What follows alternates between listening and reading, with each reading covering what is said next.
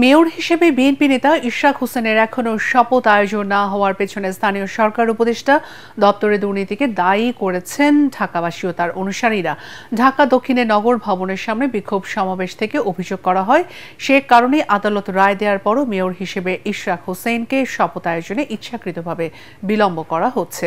দ্রুত ইশরাককে শপথের মাধ্যমে দায়িত্ব বুঝিয়ে দেওয়া না হলে আগামীতে আরও কঠোর কর্মসূচির আলটিমেটামও দেওয়া হয় বিক্ষোভ সমাবেশ থেকে। ইমদাদুল্লাহ বাবুর রিপোর্ট।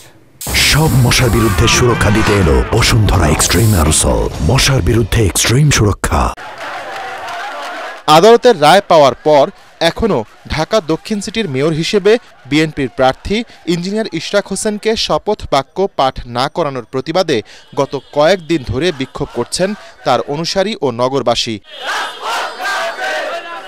শনিবার সকাল থেকে ঢাকাবাসী ব্যানারে খণ্ড খণ্ড মিছিল নিয়ে দক্ষিণ সিটির নগর ভবনের সামনে জড়ো হন ইশরাকের সমর্থকরা।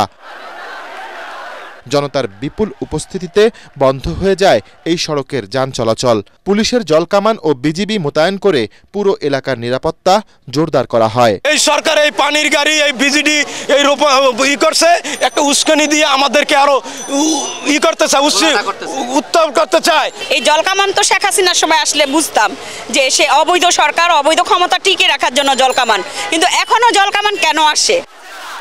বিক্ষুব্ধরা বলছেন, মেয়র হিসেবে ইশরাককে শপথ বাক্য পাঠ না করানো পর্যন্ত এই আন্দোলন চলবে।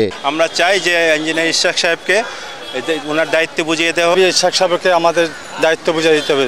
আমাদের দাবি আদায়ের না করে আমরা ফিরব না। বিক্ষোভ কর্মসূচির আয়োজক ঢাকাবাসীর আহ্বায়ক সাবেক সচিব মশিউর রহমান জানান, দুর্নীতির মাধ্যমে ঢাকা দক্ষিণ সিটিতে অনির্বাচিত প্রশাসক বসিয়ে ঢাকাবাসীকে নাগরিক সুবিধা থেকে বঞ্চিত করে রাখা হয়েছে। আপনার এপিএস মুআজ্জম কি করে 400 কোটি টাকার মালিক হলো?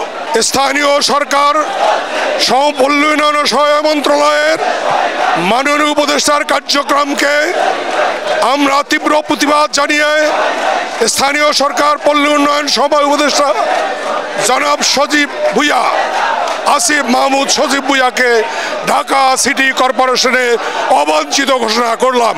জনদুর্ভোগের কথা বিবেচনায় সচিবালয় ঘেরাওয়ের কর্মসূচি বাতিলের কথাও জানান ঢাকাবাসীর আহ্বায়ক।